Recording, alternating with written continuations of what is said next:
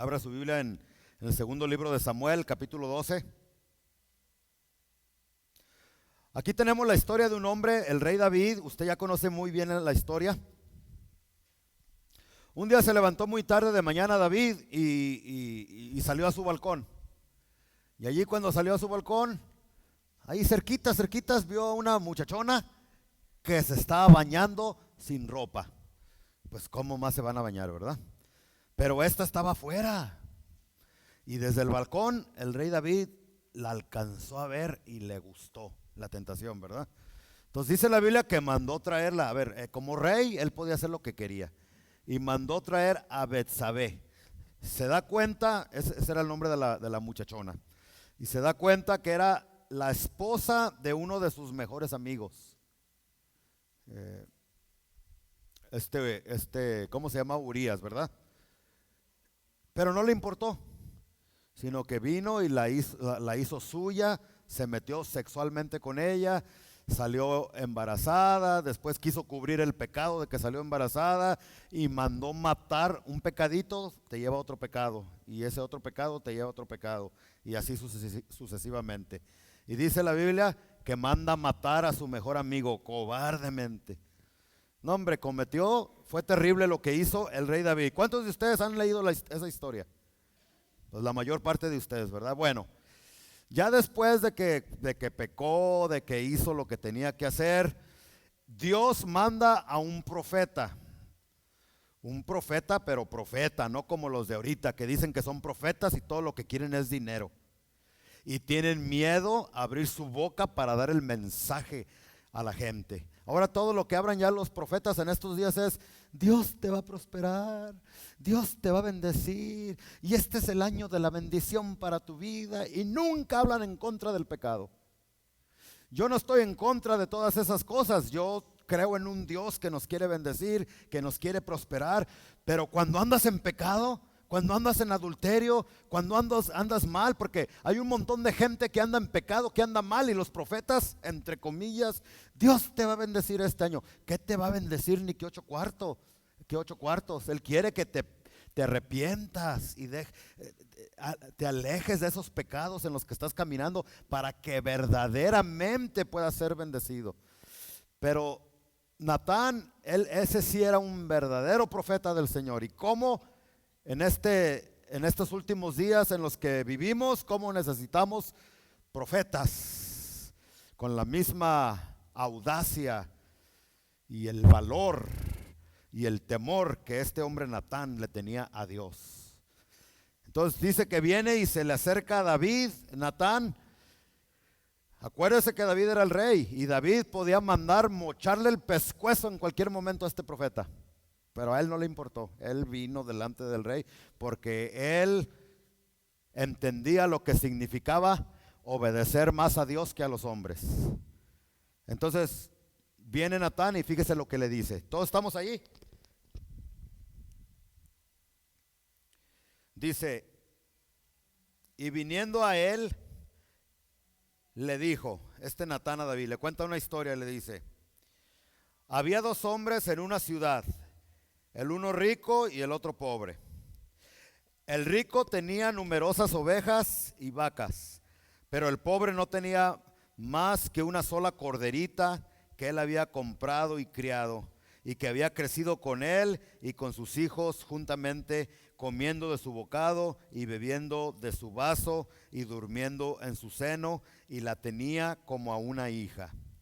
Y vino uno de camino al hombre rico, y no quiso tomar de sus ovejas y de sus vacas para guisar para el caminante que había venido a él, sino que tomó la oveja de aquel hombre pobre y la preparó para aquel que había venido a él. Entonces, cuando escuchó David esto, versículo 5, se encendió el furor de David en gran manera contra aquel hombre, y dijo a Natán: vive Jehová, que el que tal hizo es digno de muerte. Y en el versículo 6, y debe pagar la cordera con 4 tantos, porque hizo tal cosa y no tuvo misericordia. Entonces dijo Natán a David, fíjese qué hombre tan valiente y tan lleno de la gloria de Dios. Decirle esto a un rey no era cualquier cosa. Ya le dije, ¿verdad? Le dice, tú eres aquel hombre. ¿Cómo necesitamos hombres así? Así ha dicho Jehová Dios de Israel.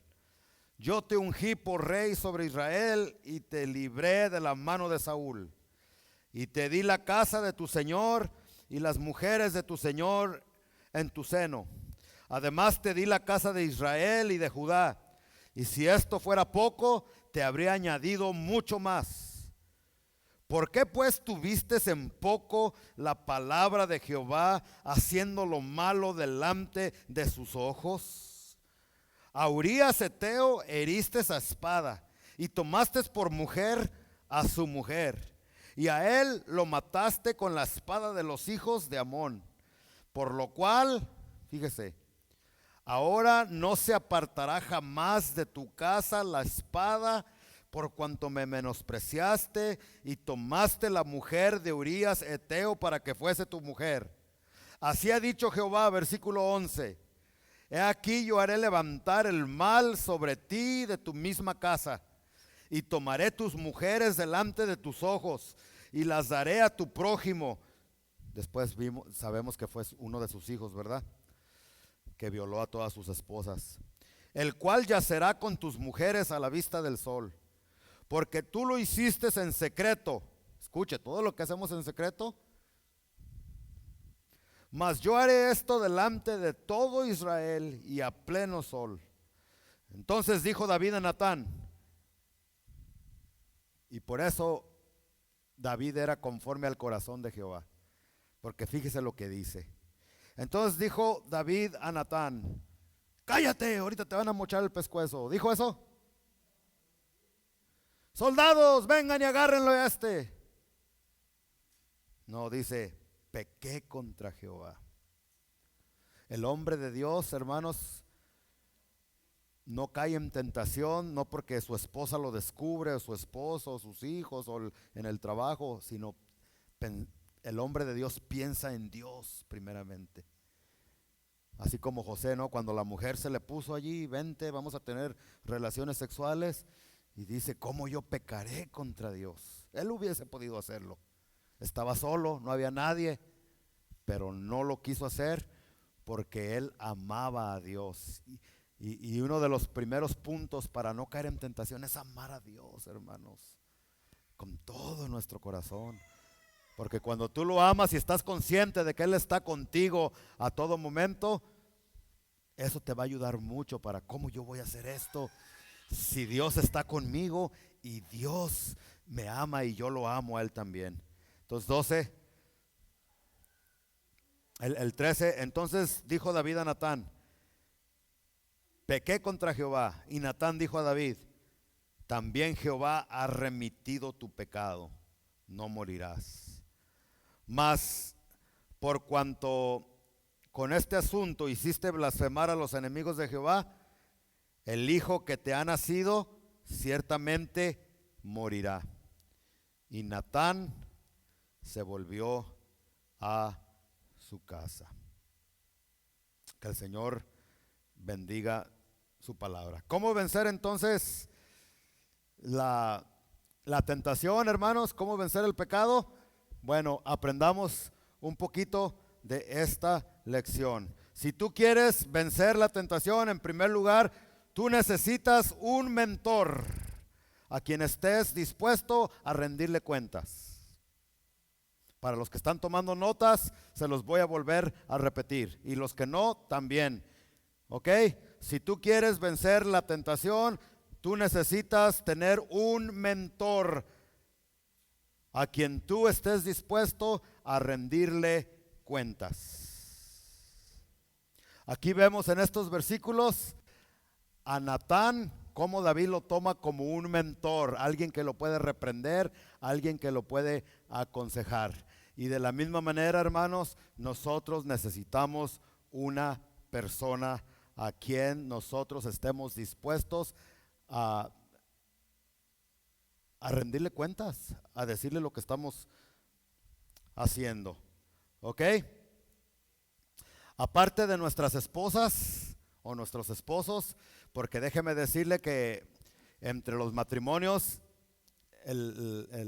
tu mejor amigo o tu mejor amiga ya no tiene que ser la comadrita que tienes allá o el compadrito o alguien mucho menos alguien del sexo opuesto.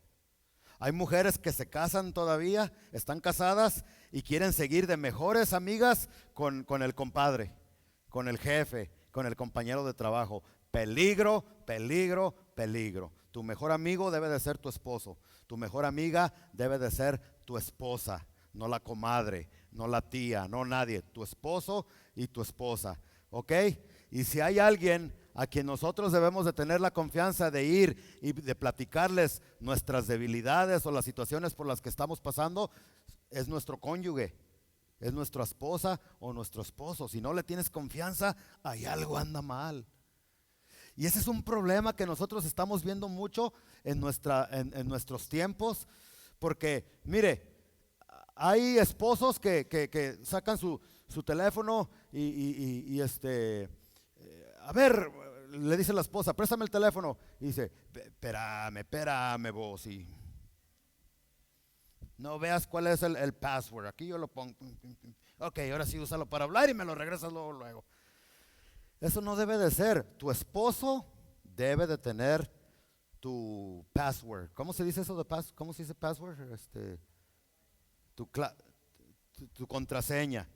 Y el esposo debe de tener la contraseña de ella y la de ella de él. No solamente del teléfono, del Facebook, del Instagram, de la computadora, de todo. Porque entre esposo y esposa no debe de haber secretos. Porque en los secretos es donde entra Satanás. ¿Y cuántos matrimonios han terminado en el divorcio? Han terminado en el adulterio y la fornicación porque no han sabido estos secretos tan sencillos, de estar dispuesto a rendir cuentas. Sí, la mujer al hombre y el hombre a la mujer se están cuidando. ¿Cuántos de ustedes han sabido de matrimonios que terminan en el divorcio porque la esposa se metió en el Facebook y empezó a platicar con su amigo de la high school o de la escuela de allá de México, el que iba conmigo a la prepa, a la secundaria, y ahí empiezan a platicar inocentemente, ay, ¿cómo estás? Y después terminan divorciándose. Entonces hay que tener mucho cuidado con eso, ¿no? Pero aparte de tu esposa y de tu esposo, cada hombre, cada mujer dentro de la iglesia cristiana, tenemos que tener una persona a la cual tú y yo estemos dispuestos a rendirle cuentas. El problema aquí es que a nosotros no somos tan egoístas, somos tan antibíblicos que a ninguno nos gusta rendirle cuentas de nuestros actos a nadie. ¿Sí o no? ¿Cuántas personas no dicen, yo no le voy a rendir cuentas a nadie, yo hago lo que quiero y cuando quiera, por eso trabajo y por eso soy American City, por eso vine a Estados Unidos, etcétera, etcétera? Cuidado, andas caminando en tierra movediza. ¿Sí sabes lo que es tierra movediza? ¿Sí saber quicksand? Yes. Porque allí es donde el diablo muchas veces se mete. A ver, para todo tenemos que tener una persona. Ahora, la persona que te consigas para que tú le rindas cuenta, no es cualquier persona. En la iglesia hay hermanos bien inmaduros, hay otros bien chismosos, que nomás les dices una situación por la que estás pasando y después toda la iglesia lo sabe. No, te tienes que buscar hombres, los hombres a otros hombres y las mujeres a otras mujeres, pero personas que sean maduras, serias y que no tengan nada de chismosos, porque le cuento, hay hombres chismosos, pero Pablo habla más acerca de las mujeres que son unas chismosas. A mí no me diga nada, Pablo es el que ¿verdad que siempre que escribe de chisme se refiere a la mujer? Y estas mujeres que no tienen nada que hacer y se la pasan de casa en casa chismeando y destruyendo y haciendo por acá y por allá. No, entonces hay que encontrar una persona que sea seria y que sea madura para poder platicar con él. A ver, cuando tú sabes que tienes que traer tus diezmos y no los traes porque te ataca la duda, porque escuchaste en el YouTube que los pastores se hacen ricos y tantas mentiras y eso. ¿Tienes alguna persona a la cual, sabes qué? No he diezmado ya por 2 meses por esto y por aquello.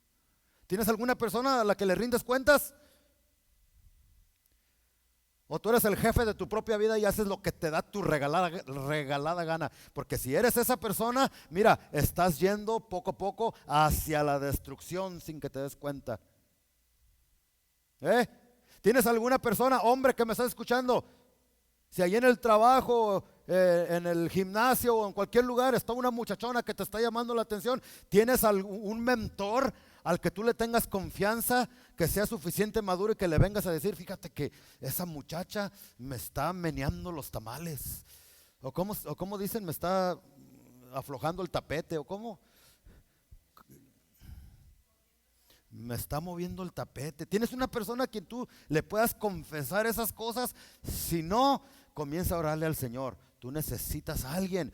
Pudiera ser yo, nomás que no sean muchos de ustedes, porque no tengo tiempo para muchos, unos 2, 3.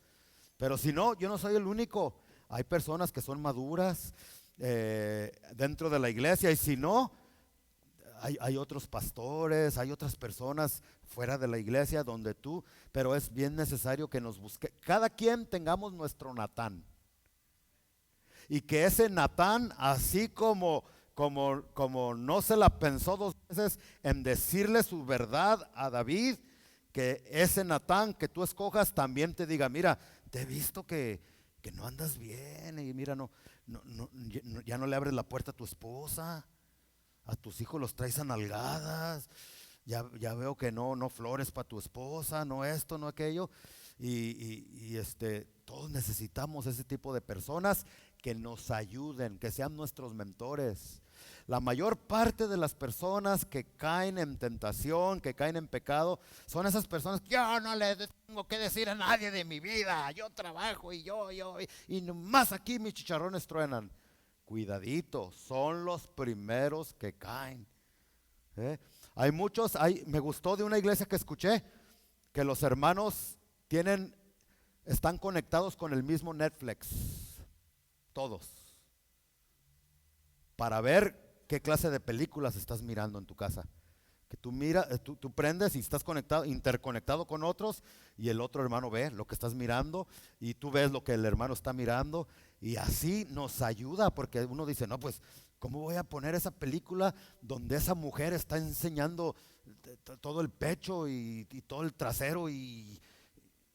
Pero cuando no tienes a nadie que te está, a quien le rindes cuenta, se te hace muy fácil hacerle. ¿Sí? ¿Tienes alguna persona, hermano, donde las cosas que ves en el teléfono, o estás solito y haces lo que tú quieras? Si no tienes un mentor, si no tienes un Natán, necesitas que comenzar a pedirle a Dios que te abra las puertas para que venga un Natán a tu vida y le comiences a rendir cuentas a esa persona. Es saludable, es sano, y eso ayuda a crecer y a no caer en tentación. Lo triste es que las estadísticas dicen, hermanos, que el 99.9% de las personas que escuchan este tipo de mensajes no hacen absolutamente nada. Pasa el tiempo y no se buscan un mentor. Pasan 2 años y todavía no tienen mentor. Pasan 3 años y todavía no tienen mentor. ¿De cuáles vas a ser tú? ¿Del 99.9% que no haces caso, o del 1.1% que sí vas a hacer caso? Voltea con el que está a tu lado y dile, ¿tú de cuáles vas a ser? ¿Del que va a hacer caso o del que no va a hacer caso?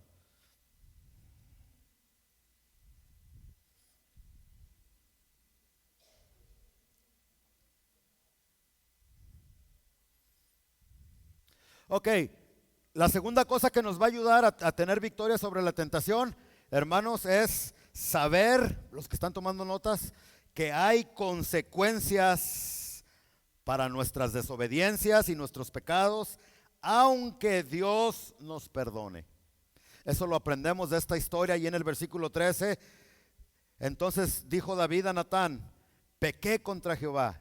Y fíjese la respuesta de Natán, dice, y Natán dijo a David, también Jehová te ha remitido o redimido o perdonado tus pecados, no morirás. Más por cuanto, fíjese, le perdonó sus pecados, ¿verdad? Dios. Pero las consecuencias no fueron removidas. Versículo 14. Mas por cuanto con este asunto hiciste blasfemar a los enemigos de Jehová, el hijo que te ha nacido ciertamente morirá. ¿Ok? Entonces, vemos aquí que Dios lo perdona, pero su hijo que había nacido como consecuencia de su desobediencia murió. Y no voy a explicar bien ese punto porque todos ustedes conocen la historia, no solamente por ese lado. Dice la Biblia que su familia jamás llegó a ser la misma.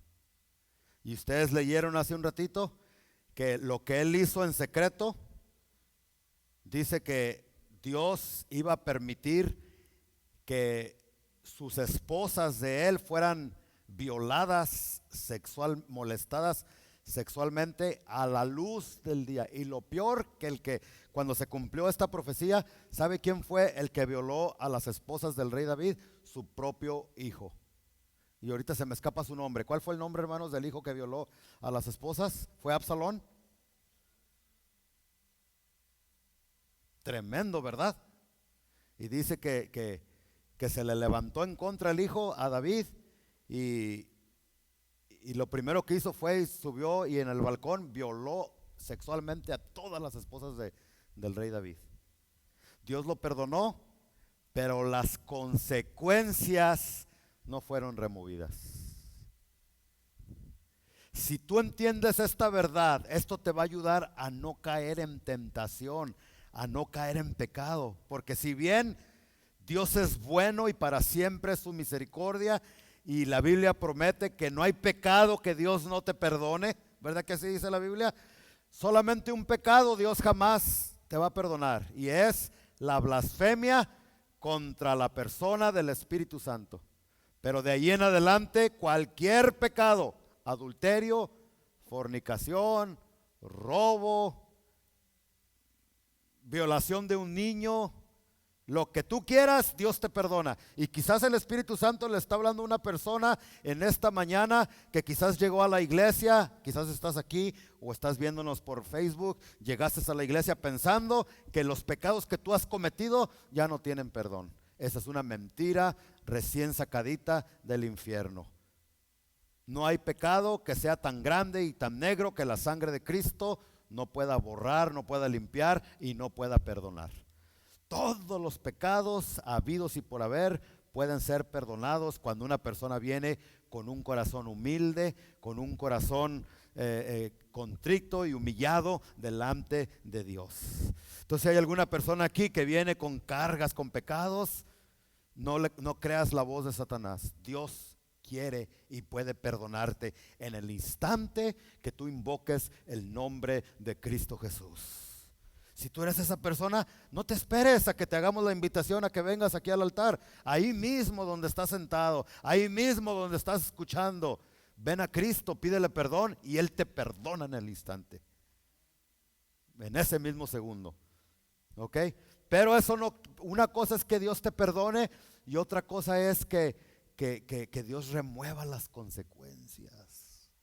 Dios perdonó a David, pero no removió las consecuencias. Y la Biblia nos dice en el Nuevo Testamento, no se engañen, Dios no puede ser burlado, porque todo lo que el hombre siembre, eso va a cosechar.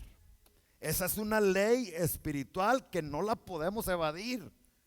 Es una realidad que aunque vengamos a Cristo y Él nos perdone, las consecuencias del pecado, se los pruebo. Hay hombres que antes de venir a Cristo andaban como Pancho Villa, metiéndose con una y con otra y dejaron niños regados por donde quiera. Ahora, ese Pancho Villa vino a Cristo, Cristo lo perdonó, ¿sí o no? Pero las consecuencias de que tiene que pagar child support, ¿quién se las quita? Nadie. Por más que lo perdone Dios, él tiene que ser responsable. Y si hay un hombre aquí que me está escuchando, que tienes hijos por allá y por acá y no quieres ser responsable, Dios te está hablando en aunque te perdone, aunque vayas al cielo, pero tienes que ser un papá responsable y responder por esos niños, no solamente con dinero, sino con tu tiempo también. Andabas ahí de Juan, ya se me escapó el last name de ese Juan. ¿Juan qué? Juan Camané. ¿Quién es ese? Yo nunca he escuchado. Bueno.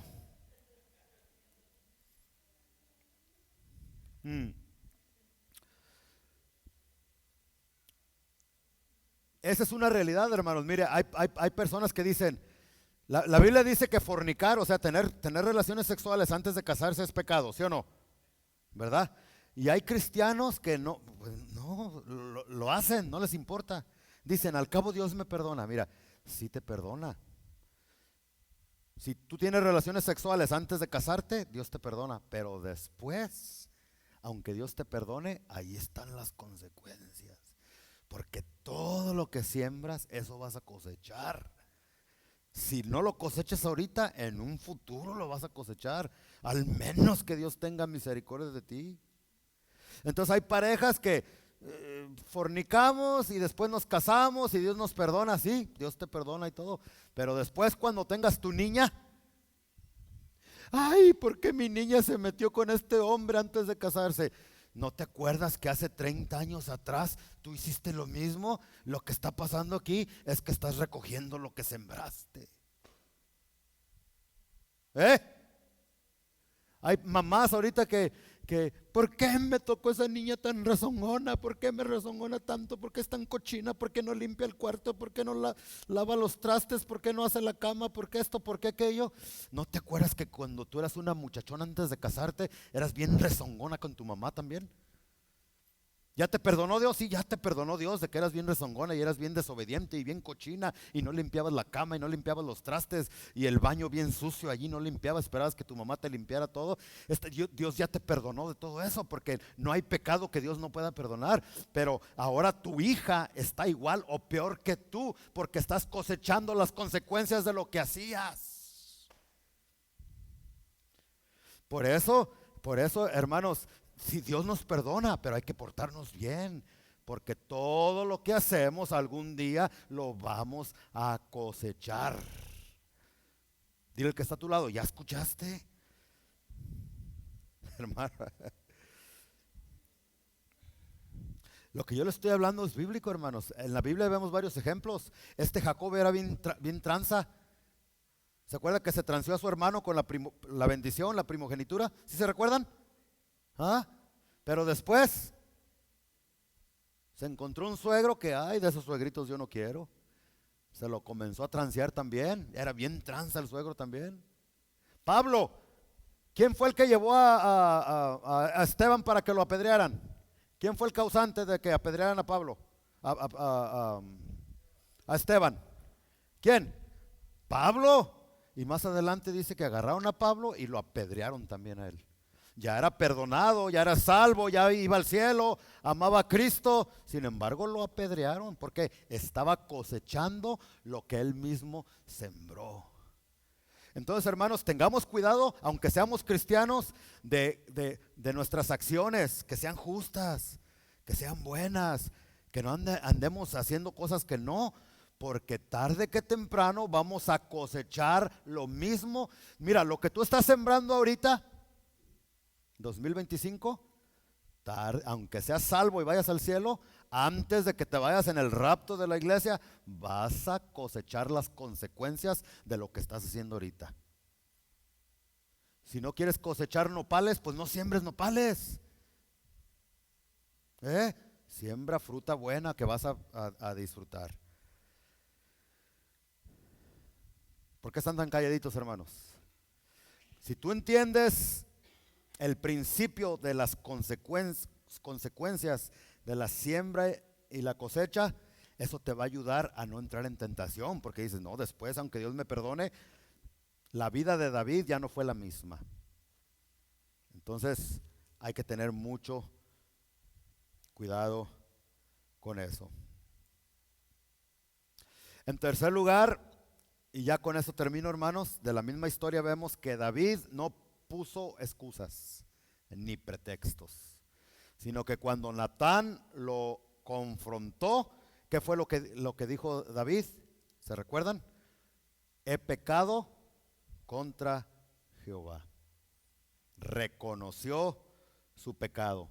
Y esa es una de las razones por qué David era conforme al corazón de Jehová. Porque él era así para arrepentirse y no volver a hacerlo.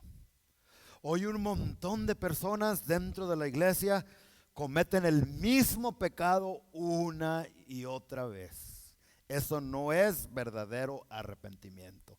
El verdadero arrepentimiento es cuando tú le fallas a Dios, cometes un pecado, te arrepientes, pero jamás en tu vida vuelves a cometer ese mismo pecado. David jamás de los jamases volvió a adulterar. Es más, cuando le trajeron una joven, cuando estaba a punto de morir, para calentarlo, ¿ustedes se acuerdan de esa historia? Dice que no la conoció, y ahí significa sexualmente. Muchos dicen, es que estaba viejito y ya no podía. No, sí podía, pero no quiso hacerlo. Jamás de los jamases volvió a caer en el mismo pecado. ¿Cuántas veces Pedro negó al Señor Jesús? Solamente una vez, 3 veces una vez. Jamás lo volvió a hacer en su vida. Pero hay personas aquí, hermanos, y en otros lugares donde bien borrachos y después, perdóname, Dios, perdóname, y Dios lo perdona, y al otro mes o a la próxima semana otra vez el mismo pecado. Ese sujeto no se arrepintió. No se arrepintió. Personas que agarran el cigarrito de marihuana una vez, perdóname Señor, y después otra vez. Se meten con una muchacha y perdóname Señor, y después otra vez, y después otra vez. Eso no es verdadero arrepentimiento. Vemos a David que él lo hace una sola vez, pero ¿por qué? Porque él de veras se arrepintió, reconoció y no presentó ningún tipo de excusas ni se justificó a sí mismo. Están muy serios en esta mañana, hermanos, ya casi terminamos, Pero hoy en día un montón de excusas. Aquí las escribí para que no se me olvidaran. Mire, hay hombres que yo he escuchado, mi esposa me abandonó y por eso yo soy borracho, trovador y jugador. Digan todos, excusas. Hay otros que los he escuchado que dicen, mis padres no me quieren, por eso soy así como soy. Todos digan, excusas. Yo no quería meterme con esa muchacha, pero esa muchacha era una ofrecida, se me ofreció. Ay, sí, tú. Digan todos, excusas. Es que así nací. ¿Cuántos han escuchado así? Así nací de enojón y así siempre seré. Mira, a lo mejor sí naciste así de enojón, pero una vez que vienes a Cristo, Cristo comienza a transformar tu carácter. Y ya no se vale decir, es que así yo soy, es que así nací. Pues claro, todos nacimos bajo el pecado, pero cuando nacemos de nuevo en Cristo Jesús, ese personaje que nació cuando nacimos en esta tierra, queda muerto y nosotros somos nuevas criaturas. Digan todos, excusas. Otra excusa que me gusta bien mucho, que muchas personas dicen, es que el diablo me hizo que lo hiciera. Todos digan excusas. ¿No se escucha? Nomás aquí una. A ver, con ganas, hermanos. Acabo ahorita se van a ir a almorzar. Es que el diablo me hizo que lo hiciera.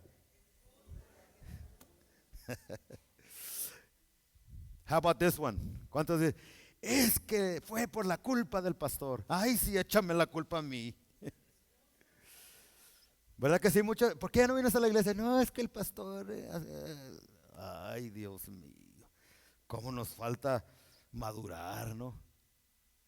es que ya llevo a mis hijos a otra iglesia porque allí los maestros de niños no hacen un buen trabajo. Excusas, excusas. ¿Quién te dijo que la responsabilidad de criar a tus hijos era de los maestros? ¿Eh? ¿Quién te dijo que la responsabilidad de enseñarles la palabra de Dios a tus hijos eran de los maestros? La última vez que leí la Biblia decía que la responsabilidad de enseñar y de criar a los hijos en la palabra de Dios era de nosotros los padres, y no de la escuela, no del gobierno, ni tampoco de la iglesia. Somos ayuda y lo vamos a hacer con mucho gusto, pero la responsabilidad primaria y principal es de nosotros los papás. Serios, serios otra vez. ¿Le estoy diciendo mentiras, hermanos? Porque hay algunos que, no, es que allí no les enseñaban. ¿Y qué les estabas enseñando? Mira, los maestros tienen a tus niños nomás 1 hora allá en sus clases. Tú los tienes los 7 días de la semana. Y si tus hijos son rezongones, si tus hijos son mal portados, si sus hijos esto, no es la culpa ni del pastor, ni de los maestros, ni de los líderes, ni de la iglesia, ni de la escuela, ni del gobierno. Es tu culpa, papá, mamá. Digan todos, excusas, excusas. Y esta última, muchos, es que Dios sabe por qué hace las cosas. ¿Cuántos han escuchado eso de las personas? Dios sabe por qué hace las cosas. Cuando a veces ni es Dios, somos nosotros los que nos buscamos estas situaciones. Entonces, hermano, ya se pasó el tiempo, ya no tengo más páginas aquí.